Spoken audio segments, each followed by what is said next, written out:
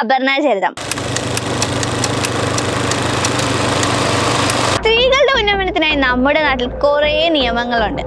ആ നിയമങ്ങൾ നമ്മൾ സ്ത്രീകൾ തന്നെ ദുരുപയോഗം ചെയ്താലോ? കഴിഞ്ഞ കുറച്ച് ദിവസങ്ങളായി നമ്മുടെ സോഷ്യൽ മീഡിയ നിറഞ്ഞു നിൽക്കുന്ന 3 താരസുന്ദരികളുണ്ട്.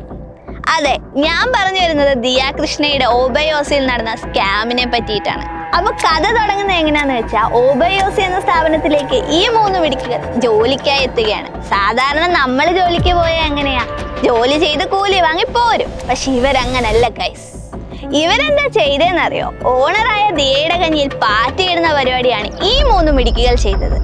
സംഭവം ഇത്രേ ഉള്ളൂ. ദിയയുടെ QR കോഡിന് പകരം അവരുടെ QR കോഡ് വെച്ച് പൈസ സ്വന്തം അക്കൗണ്ടിലേക്ക് വലിച്ചു. ഇത് കണ്ടോണ്ടിരുന്ന ദിയ ആരായി? അപ്പൊ സംഭവബഹലമായ കുറെ നാളുകൾക്ക് ശേഷം ഇത് പിടിക്കപ്പെട്ടു.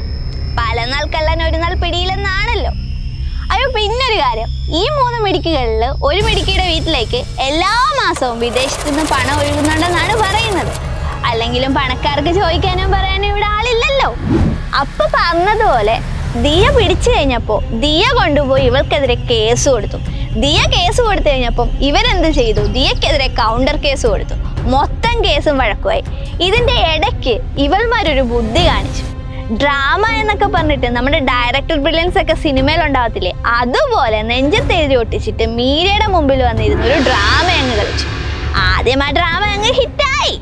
ഈ ഡ്രാമ ആദ്യം ഹിറ്റായിരുന്നു. പക്ഷെ ദിയ വന്ന് മീഡിയനെ അഡ്രസ് ചെയ്തതോടെ ആ ഡ്രാമ അങ്ങ് പൊളിഞ്ഞു. അപ്പൊ നേരെ ഇവര് ജാതിപ്പേര് വിളിച്ചെന്നും പറഞ്ഞൊരു ജാതിക്കാട് ഇറക്കി. പക്ഷെ അത് ആൾക്കാർ ഏറ്റെടുത്തില്ല. ജാതിക്കാട് പൊളിഞ്ഞപ്പോ ഇവര് നേരെ റാംജി റാവു സിനിമയിലെ പോലെ കൃഷ്ണകുമാറും മക്കൾ എന്നെ തട്ടിക്കൊണ്ടുപോയേ എന്നും പറഞ്ഞുകൊണ്ട് മീഡിയയുടെ മുമ്പിൽ വന്നു. പക്ഷെ അതും പൊളിഞ്ഞുപോയി. തട്ടിക്കൊണ്ടുപോകുന്ന ജാതിക്കാരന് ശേഷം ഈ 3 പേർ ഇറക്കുന്ന പുതിയ നാടകം വുമൺ കാർഡ്. ഈ നാടകത്തിനായി അവർ തിരഞ്ഞെടുത്തത് 2 പേരെ. ഒന്ന് ദിയയുടെ അച്ഛൻ, 2 ദിയയുടെ ഭർത്താവ്. ആദ്യം ദിയയുടെ ഭർത്താവിനെ പറ്റി പറഞ്ഞത്, ദിയയുടെ ഭർത്താവ് എന്നും രാത്രി 2 മണി കഴിയുമ്പോൾ ഹലോ എന്തെടുക്കുവാ എന്നും ചോദിച്ച് വിളിക്കുവെന്നായി. അത് കേൾക്കുന്നില്ല എന്ന് കണ്ടപ്പോ ദിയയുടെ അച്ഛനെ കയറി പിടിച്ചു. ദിയയുടെ അച്ഛനെ ഇത് വലിച്ചിട്ടു എന്ന് ഞാൻ പറഞ്ഞില്ലേ?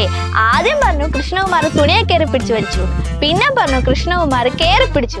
കുറച്ചും കൂടി കഴിഞ്ഞിരുന്നേ വേറെ പലതും പറഞ്ഞേനെ. അതിനൊക്കെ മുന്നേ കേസ് തെളിഞ്ഞു.